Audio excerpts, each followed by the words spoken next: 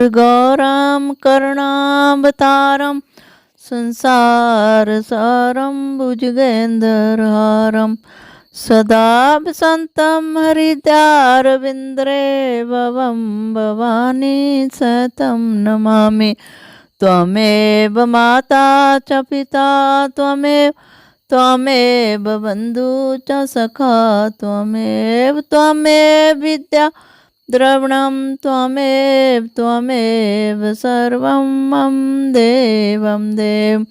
प्रिय भक्तों, आज मैं आपको श्री शिव पुराण भाषा का द्वितीय खंड का 12वां अध्याय सुनाने जा रही हूँ। ब्रह्मा जी बोले, हे नारद, मैंने स्वयं एवं विष्णु जी, देवता, मुनि, नाग, सिद्ध सब ने शिव जी के निकट जाकर देखा कि शिव जी शक्ति सहित विराजमान हैं। हम सब ने उनकी स्तुति की तथा विनती करते हुए कहा, हे महाराज, जब हमको आपने उत्पन्न किया था तब आपने प्रण किया था कि हम तुम्हारे उपकार के लिए रुद्र नाम से अवतरित होंगे। सो ऐसा ही हुआ। आपने अपनी प्रतिज्ञा अनुसार अवतार लिया। अब आप हम पर कृपा करें। मैं और विष्णु यह कहकर चुप हो गए। यह सुनकर सदाशिव बोले, हे ब्राह्मण तथा हे विष्णु, मुझे तुम दोनों ही अत्यंत प्रिय हो। तुम यहाँ मुनियों के साथ किस लिए आए हो, सो मुझे सब ठीक ठीक बताओ। शिव जी के ऐसे वचन सुनकर हमने यह समझा कि अब मनोकामना अवश्य सिद्ध होगी। तब विष्णु और मैंने हाथ जोड़कर उनसे निवेदन किया, हे प्रभु, पहले आपने कहा था कि हम विवाह करके लोक कार्य सिद्ध करेंगे, सो अब वह समय आ गया है। अब आप अपने वचन का पालन कीजिए। शिव जी यह सुन हंस कर बोले, हम तो योगी हैं, हमको विवाह भोग से क्या संबंध। हमारा शरीर अवधूत है और हमारी सामग्री भी अशुभ है। हम इसी दशा में बहुत प्रसन्न हैं।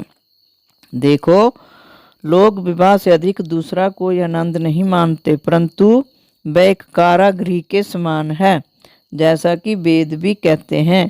जो बात मुझे अच्छी नहीं लगती, तुम उसी के करने के लिए मुझसे कहते हो।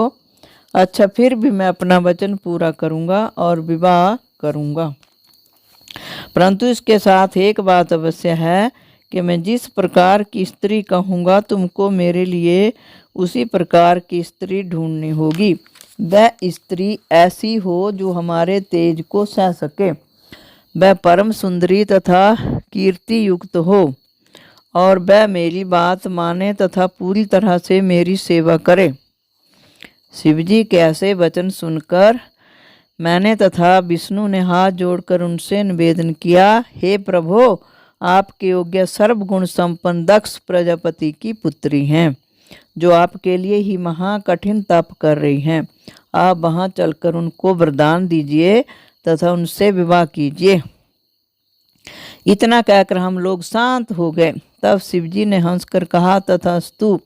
शिवजी के मुख से सुनकर देवता तथा मुनि आदि जय जयकार करने लगे। इसके पश्चात सब विदा हो गए। उधर शिवजी अपने गणों सहित सती को वर देने के लिए उसी स्वरूप में जिसका सती ध्यान करती थी, सती के पास जा पहुँचे। सती के मन से उस समय वह स्वरूप जिसका कि सती ध्यान कर रही थी लुप्त हो गया। तब चिंतित होकर सती ने अपने नेत्र खोले और अपने सम्मुख उसी स्वरूप को देखा।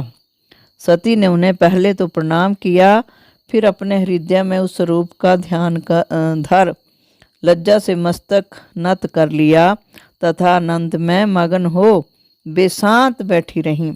उन्होंने कुछ न कहा। उस समय सती को जो आनंद हुआ उसका वर्णन करना कठिन है। शिवजी सती को शांत देकर बोले, हे दक्ष प्रजापति की पुत्री, हम तुम्हारे तप से बहुत प्रसन्न हुए हैं। तुम्हारी जो इच्छा हो वह मांगो। यद्यपि शिवजी सती की मनोवांछा जानते थे, फिर भी सती का वचन सुनने को यह आज्ञा दी। फिर भी सती कुछ न कहकर शांत ही रही। सती का यह भाव शिवजी को बहुत भला लगा। वे फिर बोले, मांगो मांगो, विलंब न करो, तुम्हारी प्रत्येक मनोवांछा पूर्ण होगी। इतनी कथा कहकर ब्रह्मा जी बोले, हे नारद, इस प्रकार जब शिवजी ने बार बार कहा तब सती बोली, हे महाराज, आप अंतर्यामी हैं। आप मेरे मुख से अपनी प्रीति सुनना चाहते हैं तथा संसारिक जीवों की भांति पूछते हैं, तो मेरा मनोरथ सुनिए। मैं चाहती हूँ कि आप मेरे पति हों और मेरे साथ विवाह करके मुझको अपने घर की दासी बनाएं। शिवजी ने सती के ऐसे वचन सुन प्रसन्न होकर तथास्तु कहा तथा अंतर ध्यान हो गए। ओम नमः शिवाय, ओम नमः शिवाय, ओम नमः शिवाय।